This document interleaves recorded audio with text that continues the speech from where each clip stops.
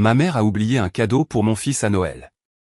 Elle a dit qu'il n'en avait pas besoin après la façon dont il a regardé le petit enfant prodige. Pendant ce temps, l'enfant de ma sœur a reçu une pile de cadeaux et une nouvelle tablette. Je n'ai pas dit un mot. J'ai ramassé tous les sacs que j'avais achetés et nous sommes partis. À 22h06, papa a envoyé un SMS, « Assure-toi que le virement passe demain. » Je n'ai pas fait d'esclandre. J'ai juste. Mon nom est Alex. J'ai 41 ans. Et s'il y a une chose que j'ai apprise sur le fait d'être l'enfant sur qui on peut compter, c'est celle-ci, être fiable signifie être remplaçable. Depuis 10 ans, je suis le filet de sécurité que ma famille a oublié de reconnaître. Je suis consultant financier. Je travaille de longues heures. Je gère mon budget avec soin et j'ai construit une vie stable pour moi et mon fils, Nathan. Il a 8 ans, un enfant brillant qui adore les kits scientifiques et construire des choses de ses mains. Il a le sourire de ma défunte épouse, celui qui rendait tout plus léger. Mes parents vivent à 3 heures de route dans la maison que je les ai aidés à garder, non pas qu'ils aient jamais mentionné cette partie. Ma sœur Monica vit à 20 minutes de chez eux avec son mari Greg et leur fils Tyler, qui vient d'avoir 10 ans. Tyler est le centre de l'univers dans notre famille, le petit enfant prodige, celui qui reçoit toute l'attention, les éloges, les publications Instagram avec des émojis cœurs et des légendes expliquant à quel point mes parents sont bénis. Je n'en veux pas à Tyler, ce n'est qu'un enfant. Mais le schéma est là depuis que Monica et moi sommes enfants. Elle a toujours été l'élue, celle qui ne pouvait rien faire de mal. J'étais le plan de secours, le calme, celui qui était attentif à l'école, qui avait des notes correctes et ne causait jamais d'ennui, ce qui signifiait que j'étais facile à ignorer. À 23 ans, j'ai acheté ma première voiture avec l'argent économisé grâce à 2 emplois. Monica a accidenté la sienne la même année. Mes parents m'ont demandé si je pouvais co-signer un prêt pour son remplacement. C'était la première fois. Au fil des ans, les demandes se sont multipliées. Pourrais-je aider pour les factures médicales de maman? Pourrais-je couvrir le paiement de la carte de crédit de papa juste cette fois? Pourrais-je leur avancer de l'argent jusqu'à ce que leur chèque de pension arrive?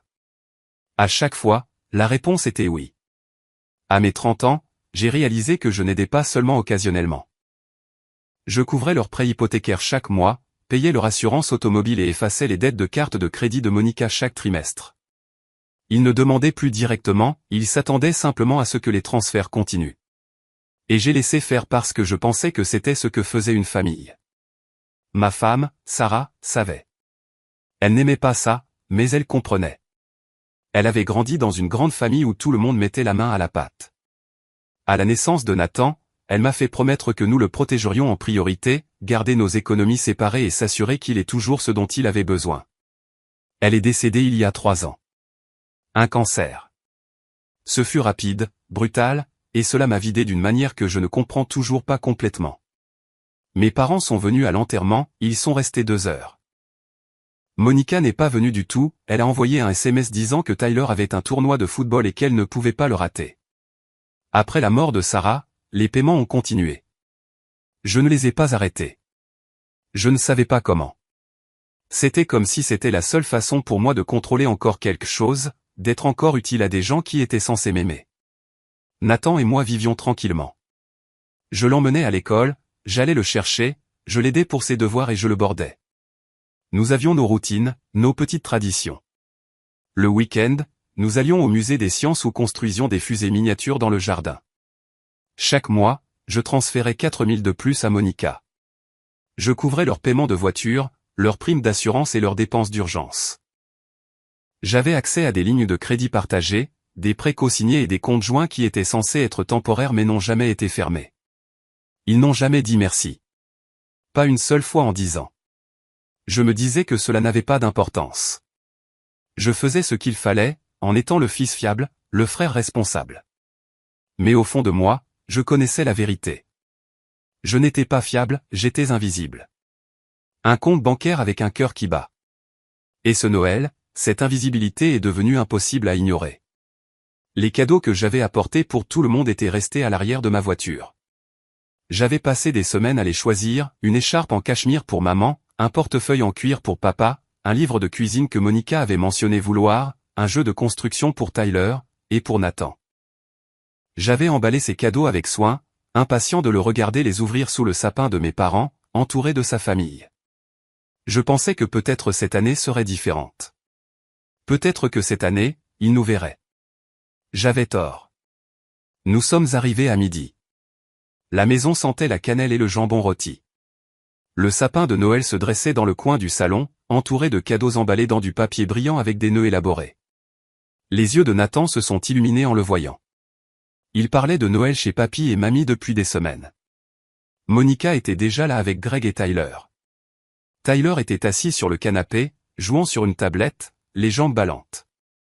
Monica a levé les yeux quand nous sommes entrés, a fait un bref signe de la main et s'est remise à scroller sur son téléphone. Mes parents étaient dans la cuisine. J'entendais la voix de papa, forte et joyeuse, racontant une histoire sur les illuminations de Noël d'un voisin. Nathan m'a tiré la main.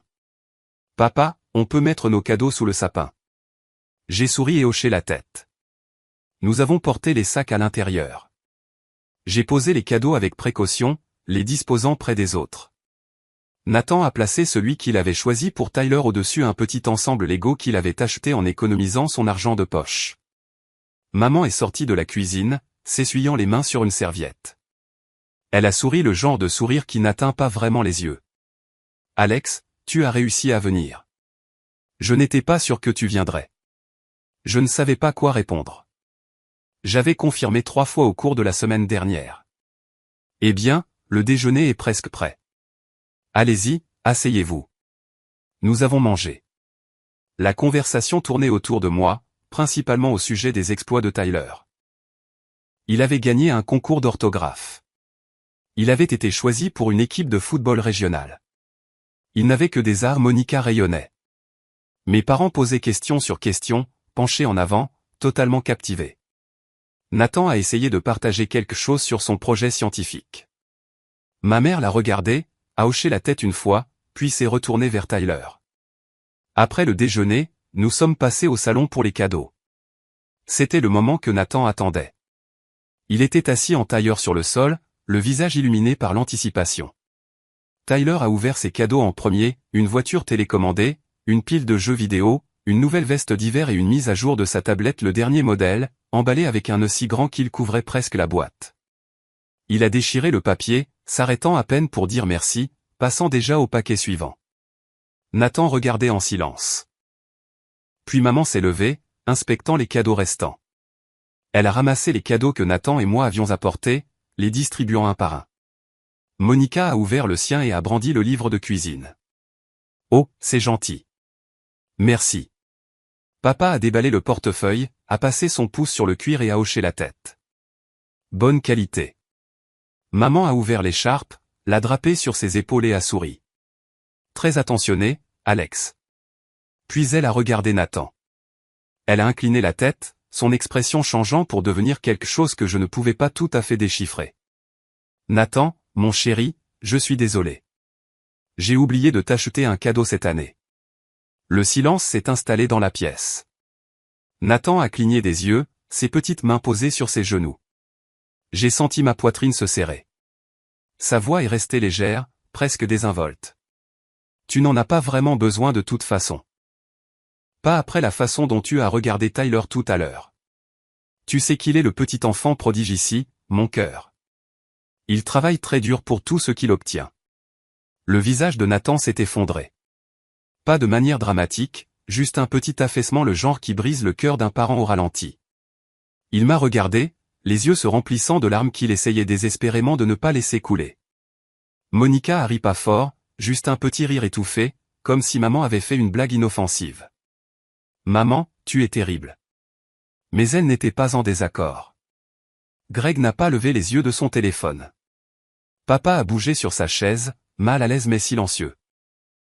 J'ai fixé ma mère, la femme qui m'avait élevé, la femme que je soutenais financièrement depuis une décennie, la femme qui venait de dire à mon fils de 8 ans qu'il ne méritait pas de cadeau de Noël à cause de la façon dont il avait regardé quelqu'un. La voix de Nathan était toute petite. « C'est pas grave, papa. Je n'ai besoin de rien. » C'est là que quelque chose en moi a rompu. Pas bruyamment, pas d'une manière que quelqu'un d'autre aurait pu voir, mais je l'ai senti net et définitif, comme une porte qui se ferme. Je me suis levé. Je n'ai pas élevé la voix. Je n'ai pas argumenté. J'ai marché vers le sapin, j'ai ramassé chaque sac que j'avais apporté, chaque cadeau que j'avais soigneusement choisi et emballé. On s'en va. Nathan s'est précipité sur ses pieds. Il n'a pas demandé pourquoi, il m'a juste suivi jusqu'à la porte. Derrière moi, la voix de Monica a percé le silence. Sérieusement? Pour ça? Maman a crié, Alex, ne sois pas si sensible. Je ne me suis pas retourné. J'ai ouvert la porte, et Nathan et moi sommes sortis dans l'air froid de décembre. Nathan n'a rien dit sur le chemin du retour.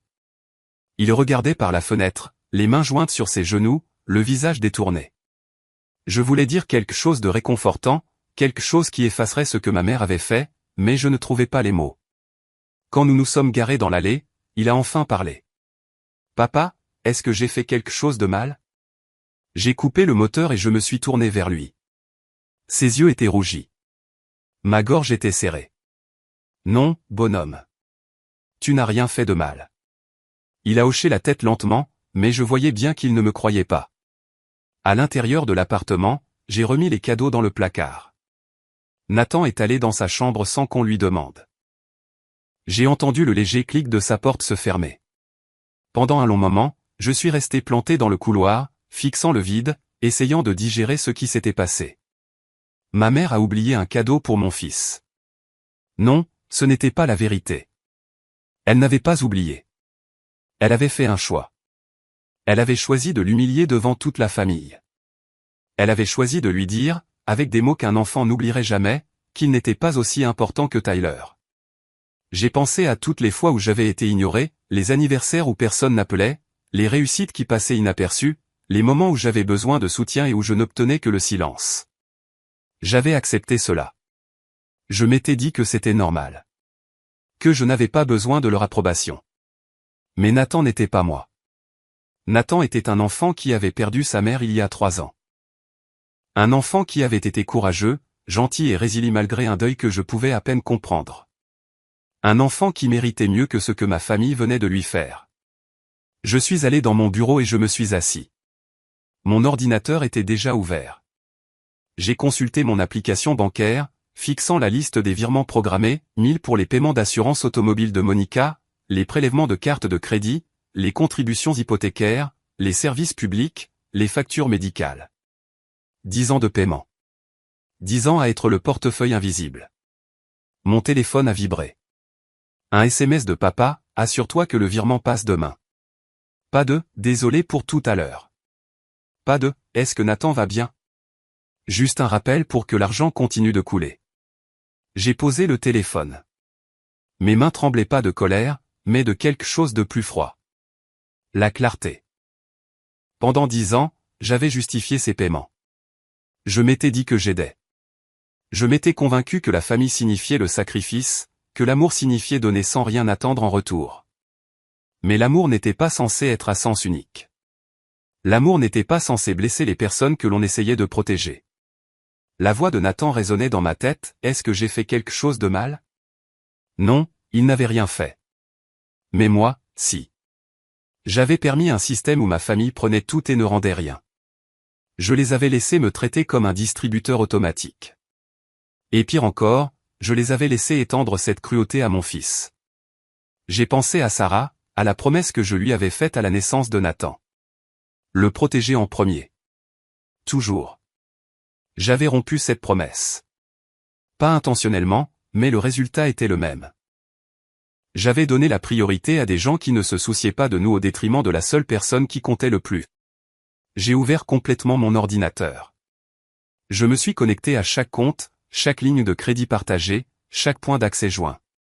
J'ai affiché la liste des virements programmés, des prélèvements automatiques et des paiements récurrents. Mon doigt survolait la souris. Il ne s'agissait pas de vengeance, pas encore. Il s'agissait de survie. Il s'agissait de tracer une ligne, de fixer une limite que j'aurais dû fixer il y a des années. J'ai pensé à les appeler, à leur expliquer, à leur donner une dernière chance de s'excuser, de montrer qu'ils comprenaient ce qu'ils avaient fait. Mais je savais comment cette conversation se passerait. Ils essaieraient de me manipuler, me diraient que je réagissais de manière excessive et me rappelleraient que la famille est censée pardonner. Ils n'auraient jamais vu le visage de Nathan quand ma mère a dit qu'il ne méritait pas de cadeau. Je n'ai pas appelé. Je n'ai pas envoyé de SMS.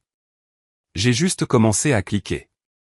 La première chose que j'ai annulée fut le virement programmé vers le compte de mes parents de 1000 $ qui devait passer à 6 heures demain matin.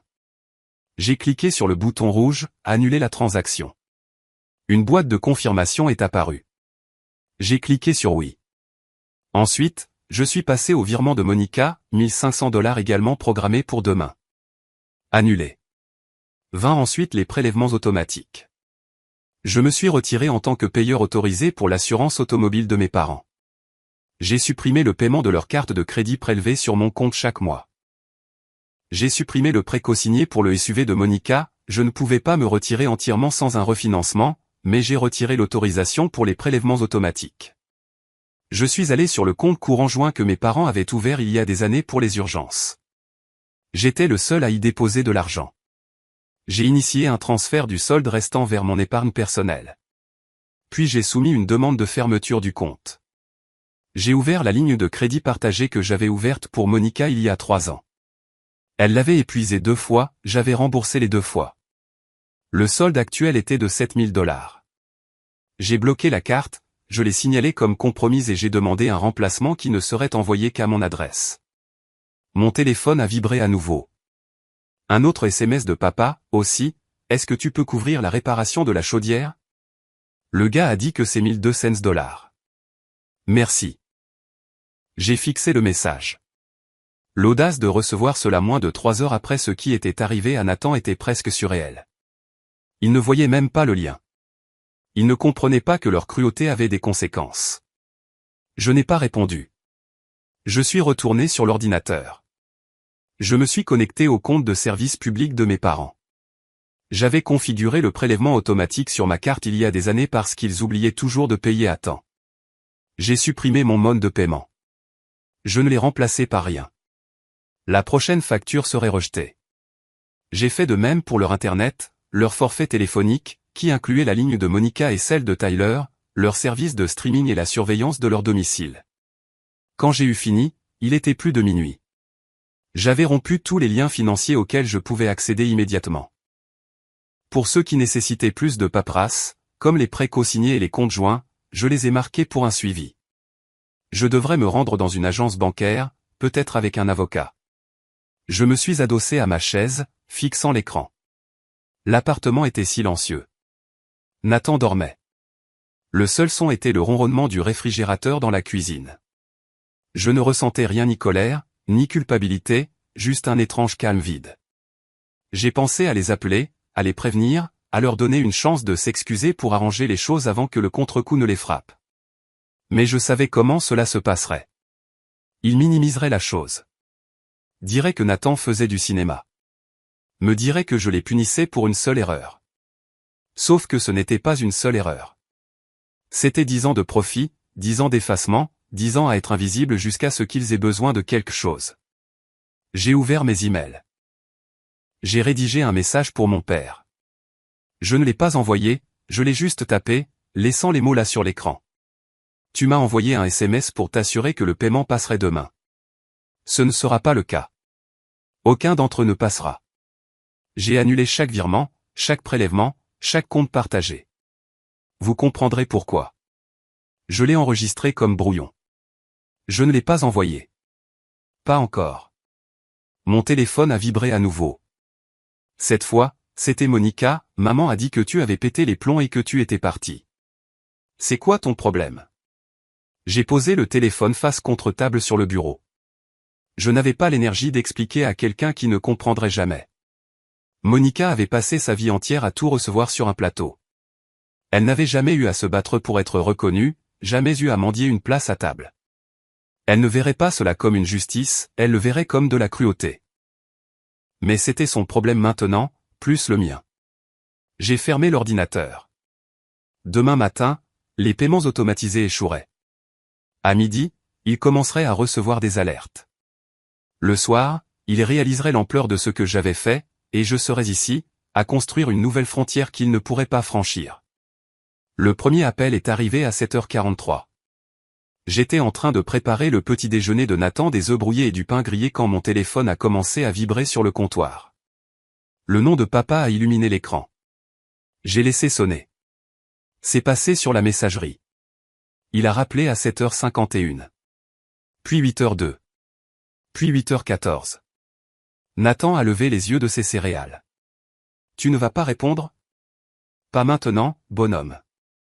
À 9h, j'avais 12 appels manqués, 6 de papa, 4 de maman, 2 de Monica. Une série de textos s'accumulait, chacun plus frénétique que le précédent. Le paiement de l'hypothèque a été rejeté. Appelle-moi, Alex. Qu'est-ce qui se passe? La banque a envoyé un avis. Ce n'est pas drôle. Le paiement de ma voiture n'est pas passé. Règle ça. J'ai mis mon téléphone sur silencieux et j'ai emmené Nathan à l'école. Il était plus calme que d'habitude. Quand je l'ai déposé, il m'a serré dans ses bras plus fort que d'ordinaire, comme s'il avait peur que je disparaisse. J'ai promis que j'irais le chercher à l'heure. J'ai promis que nous construirions le nouveau kit de fusée qu'il demandait. Quand je suis revenu à l'appartement, j'ai enfin ouvert la série de messages. Il y en avait 27 maintenant. Le ton était passé de la confusion à la colère, puis au désespoir. Je ne sais pas ce que tu essaies de prouver, mais c'est sérieux. La banque menace de nous donner des pénalités.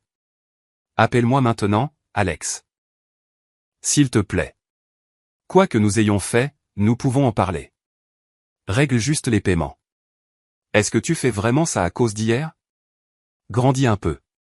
Tyler pleure parce que je ne peux plus payer ses frais de soccer maintenant. Je me suis assis à la table de la cuisine et j'ai ouvert mon ordinateur portable. Je me suis connecté à ma messagerie et j'ai affiché le brouillon du message que j'avais écrit hier soir. Je l'ai lu une fois, puis je l'ai supprimé. Je ne leur devais pas d'explication, ils ne comprendraient pas. Au lieu de cela, j'ai rédigé un nouveau message. Court, direct, définitif, j'ai fini. Je l'ai envoyé aux 3, puis j'ai mis la discussion de groupe en sourdine. Mon téléphone a sonné à nouveau. Cette fois, c'était papa qui appelait depuis le téléphone de maman, pensant probablement que j'avais bloqué son numéro. J'ai répondu. Je n'ai pas dit bonjour. Alex, qu'est-ce qui se passe, bordel? Le paiement de l'hypothèque n'est pas passé. On va se prendre des frais de retard. Ce n'est plus mon problème. Il y eut un silence. Puis sa voix changea, plus dure maintenant. Pas ton problème? Tu t'occupes de ça depuis des années. Tu ne peux pas juste arrêter. Je le peux. Et je l'ai fait. Il bafouilla. C'est à cause d'hier, n'est-ce pas? À propos de ce fichu cadeau de Noël. Ta mère a fait une erreur. Elle ne pensait pas à mal. J'ai senti quelque chose de froid s'installer dans ma poitrine. Elle a dit à mon fils qu'il ne méritait pas de cadeau à cause de la façon dont il regardait Tyler. Elle a dit ça devant tout le monde. Et aucun d'entre vous ne l'a arrêté. Il resta silencieux un moment. Nathan va bien. Les enfants sont résilients. Tu surréagis. Nathan m'a demandé s'il avait fait quelque chose de mal. Un enfant de 8 ans qui a perdu sa mère il y a 3 ans m'a demandé s'il était le problème parce que ta femme a décidé de l'humilier à Noël. Son ton changea de nouveau, plus doux maintenant, presque suppliant. D'accord, écoute, je comprends. Ta mère n'aurait pas dû dire ça, mais nous punir tous n'est pas la solution. Nous avons besoin de cet argent, Alex. Tu sais que nous ne pouvons pas payer l'hypothèque sans toi. Alors vendez la maison. La ligne devint silencieuse. J'ai continué. Vous avez eu 10 ans de soutien gratuit. J'ai couvert votre hypothèque, vos factures, vos cartes de crédit, les prêts de Monica. Je l'ai fait parce que je pensais que c'était ce que faisait une famille. Mais une famille n'humilie pas les enfants. Une famille ne prend pas et ne prend pas encore sans jamais dire merci. C'est ridicule. Tu es vindicatif. Non, j'en ai fini. J'ai raccroché. Mes mains étaient stables. Mon cœur était calme. Pour la première fois en 10 ans, j'avais l'impression d'être celui qui commandait. J'ai passé les 2 jours suivants à monter un dossier. Pas pour un procès, pas pour une vengeance, mais pour me protéger. Je devais m'assurer qu'ils ne pourraient pas s'en prendre à moi légalement, qu'ils ne pourraient pas prétendre que je leur devais quoi que ce soit, qu'ils ne pourraient pas m'entraîner à nouveau dans leur chaos. J'ai commencé par rassembler les dossiers, chaque relevé bancaire des 10 dernières années. Chaque transfert, chaque paiement automatique, chaque transaction de compte partagé. Je les ai téléchargés en format PDF, organisés dans des dossiers par année et par catégorie, paiements hypothécaires, paiement de cartes de crédit, assurance auto, services publics, factures médicales, prêts de Monica, dépenses d'urgence. Les chiffres étaient effarants. Au cours de la dernière décennie, j'avais transféré plus de 480 000 $, près d'un demi-million. De l'argent qui aurait pu aller dans le fonds d'études de Nathan, dans des investissements, dans la construction d'un avenir pour nous. Au lieu de cela, il s'était évanoui dans un trou noir de sentiments d'impunité et d'ingratitude. J'ai tout imprimé. Le papier s'empilait sur mon bureau, monument physique de 10 ans de sacrifices invisibles. Ensuite, j'ai récupéré les messages textes. J'ai fait défiler des années de conversation, prenant des captures d'écran de chaque demande, chaque urgence, chaque chantage affectif. Papa demandant de l'aide pour la chaudière. Maman demandant si je pouvais couvrir ses frais de prescription. Monica demandant juste un peu d'aide pour les frais de scolarité de l'école privée de Tyler. Pas une seule fois l'un d'entre eux n'avait dit merci. Pas par écrit, du moins. Peut-être l'avait-il dit en personne, nonchalamment, comme on remercie un serveur.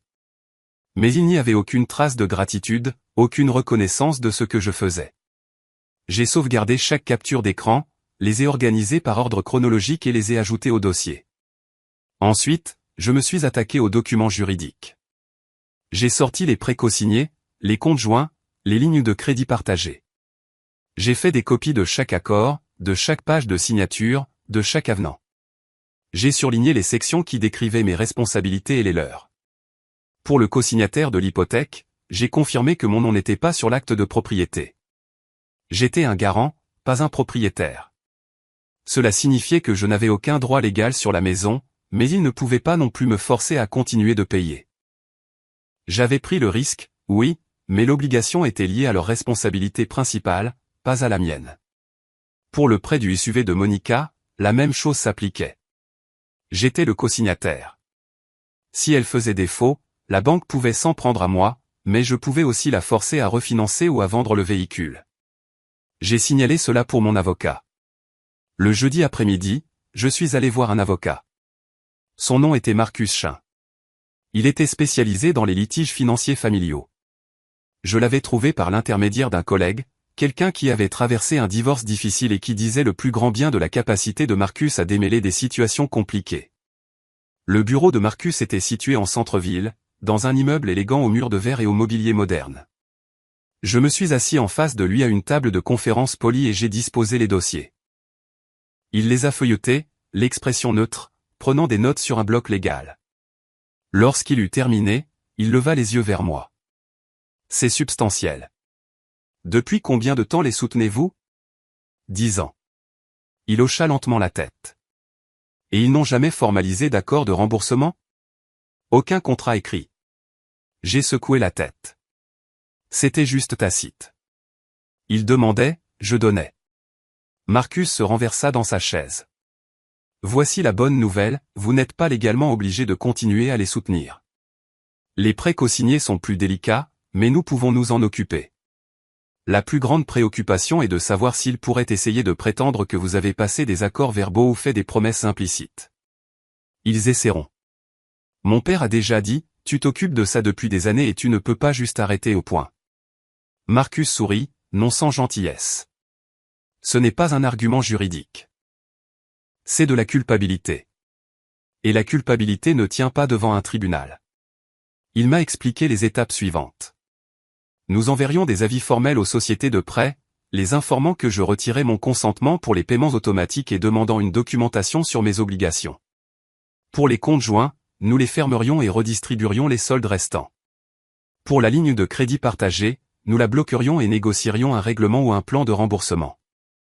Il m'a également suggéré de tenir un journal détaillé de toute tentative de leur part pour me contacter, surtout si ces tentatives incluaient des menaces, du harcèlement ou de la manipulation. Et s'ils essaient de me poursuivre ?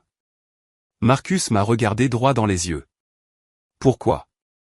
Vous leur avez donné de l'argent volontairement. Il n'y a aucune base légale pour une poursuite. Ils devraient prouver que vous leur deviez quelque chose, et d'après ces dossiers, ils ne le peuvent pas. J'ai quitté son bureau en me sentant plus léger. Le brouillard de culpabilité qui planait sur moi depuis des jours commençait à se dissiper. Je ne faisais rien de mal, je nous protégeais, moi et mon fils. Ce soir-là, J'ai mis à jour mes dossiers et envoyé à Marcus les documents supplémentaires qu'il avait demandés. Les murs que je construisais étaient solides maintenant légaux, inébranlables. Ils se sont présentés à mon appartement le samedi matin. J'étais dans la cuisine avec Nathan, l'aidant pour un projet scolaire, quand j'ai entendu frapper. 3 coups secs, puis la voix de mon père appelant mon nom à travers la porte. Nathan leva les yeux écarquillés. « Reste ici, bonhomme. » Je suis allé à la porte et je l'ai ouverte. Mes parents se tenaient dans le couloir. Le visage de maman était tendu, ses yeux rougis. Papa avait l'air épuisé, la mâchoire serrée. Derrière eux, Monica se tenait près de l'ascenseur, les bras croisés. Nous devons parler. Il n'y a rien à dire. Maman fit un pas en avant. Alex, s'il te plaît. C'est allé trop loin. Nous ne pouvons pas payer l'hypothèque. La banque menace de saisir la maison. Alors vendez la maison. Elle tressaillit comme si je l'avais giflée. C'est notre maison. Nous y vivons depuis 30 ans. Tu ne peux pas simplement nous l'enlever. Je n'ai rien enlevé. J'ai arrêté de donner. La voix de papa monta. Tu paies l'hypothèque depuis 10 ans. Tu ne peux pas juste arrêter. Nous allons tout perdre. Vous avez eu 10 ans pour comprendre comment établir un budget sans moi. Vous avez choisi de ne pas le faire. Monica s'avança. C'est insensé, Alex. Tu nous punis tous parce que maman a fait un commentaire stupide. Je l'ai regardé. Un commentaire? Elle a dit à Nathan qu'il ne méritait pas de cadeau de Noël devant tout le monde. Et tu as ri. Le visage de Monica s'empourpra. Je n'ai pas ri de lui. Je riais du fait que maman était déplacée. Ce n'est pas la même chose. C'était la même chose pour Nathan. La voix de maman se brisa. Je ne voulais pas le blesser. Je plaisantais. Je pensais qu'il comprendrait. Il a 8 ans. Il a perdu sa mère il y a 3 ans. Et tu lui as dit qu'il n'était pas aussi important que Tyler. Quelle partie de cela était censée être drôle? Elle commença à pleurer de petits sanglots saccadés qui m'auraient peut-être ému il y a une semaine. Maintenant, il ressemblait juste à de la manipulation. Bien. Ta mère a fait une erreur. Elle est désolée. Pouvons-nous passer à autre chose maintenant? Non. Le mot resta suspendu dans l'air, simple, définitif. L'expression de papa se durcit. Tu vas vraiment détruire cette famille pour un cadeau de Noël? Je ne détruis rien. Je me retire. Vous avez tous été parfaitement capables de prendre soin de vous-même, vous ne l'avez juste pas fait parce que j'étais toujours là pour combler les manques. Maman essuya ses yeux. Nous ne pouvons pas nous permettre la maison sans toi. Tu comprends ça? Nous devrons déménager. Nous allons tout perdre. Alors déménagez. Prenez plus petit. Prenez un appartement. Faites ce que font des millions de gens quand ils ne peuvent pas se permettre leur train de vie. La voix de Monica devint tranchante. Tu es un bâtard sans cœur. Tu le sais? Je l'ai regardé. J'ai remboursé tes cartes de crédit 2 fois. J'ai couvert les frais de l'école privée de Tyler pendant 3 ans. J'ai co-signé ton prêt auto et je ne t'ai jamais demandé un seul dollar en retour, mais c'est moi qui n'ai pas de cœur. Elle ouvrit la bouche, puis la referma. Elle n'avait pas de réponse. Nous trouverons une solution. Nous en trouvons toujours une. Mais ne viens pas pleurer chez nous quand tu auras besoin de quelque chose. Je n'irai pas. J'ai commencé à fermer la porte. La voix de maman m'arrêta. S'il te plaît, Alex, ne fais pas ça. Nous sommes ta famille. Je l'ai regardé. Pendant un instant, j'ai vu la femme qui m'avait élevé, celle qui me préparait mes déjeuners et m'aidait pour mes devoirs, celle qui m'avait appris à faire du vélo et à panser mes écorchures. Mais cette version d'elle ressemblait à un fantôme maintenant, enterré sous des années de favoritisme et de négligence. Une famille ne traite pas les gens comme vous avez traité Nathan. Une famille ne prend pas sans donner. Une famille ne te donne pas l'impression d'être invisible sauf quand elle a besoin de quelque chose. Elle ne répondit pas. Elle restait juste là, les larmes coulant sur son visage, les mains tremblantes. J'ai fermé la porte. Derrière elle, j'ai entendu la voix de papa, étouffée mais en colère. J'ai entendu Monica dire quelque chose de cinglant. Puis j'ai entendu des pas s'éloigner dans le couloir. Je suis retourné à la cuisine. Nathan était assis à la table, son projet oublié. Il me regarda, le visage pâle. Est-ce que grand-maman et grand-papa sont fâchés contre nous? Je me suis assis à côté de lui. Ils sont contrariés. Mais ce n'est pas ta faute. Est-ce que c'est à cause de Noël? C'est parce que je m'assure que nous soyons pris en charge d'abord. Toi et moi. C'est ce qui compte. Il hocha lentement la tête. Puis il demanda doucement, est-ce qu'on va encore les voir? Je ne sais pas, bonhomme. Peut-être pas avant un moment. Il resta silencieux un instant. Je ne pense pas en avoir envie. Je l'ai serré contre moi. Il a passé ses bras autour de moi, enfouissant son visage dans mon épaule. Pour la première fois depuis Noël, j'avais l'impression d'avoir fait ce qu'il fallait. Les retombées sont arrivées par vagues. Fin janvier, l'hypothèque de mes parents était officiellement en défaut de paiement. Ils avaient manqué 2 paiements, et la banque avait entamé une procédure de saisie. Ils ont mis la maison en vente en février, désespérés d'éviter l'impact sur leur crédit. Elle s'est vendue en dessous de sa valeur marchande. Ils ont emménagé dans un appartement de 2 chambres à l'autre bout de la ville, réduisant leur vie à des cartons et des regrets. La voiture de Monica a été saisie début mars. Elle avait manqué 3 paiements sur le prêt que j'avais co-signé. La banque s'est tournée vers moi, exigeant que je couvre le solde. Marcus a négocié un règlement. J'ai payé une fraction de ce que j'aurais dû, et Monica a dû se débrouiller seule pour son transport. Sa carte de crédit, celle liée à mon compte joint, a été fermée. Le solde de $7 000 est parti en recouvrement sous son nom. Je m'étais retiré du compte avant que la dette ne soit enregistrée, rompant ma responsabilité légale. Tyler a dû quitter l'école privée. Monica l'a inscrit à l'école publique locale, celle dont elle disait depuis des années qu'elle n'était pas assez bien pour son fils. Elle a posté à ce sujet sur les réseaux sociaux, présentant cela comme un nouveau chapitre et une leçon de résilience. Les commentaires étaient encourageants, mais je connaissais la vérité, elle se débattait. Papa a essayé de m'appeler encore quelques fois. Je n'ai pas répondu. Finalement, les appels ont cessé. Maman a envoyé une lettre en avril.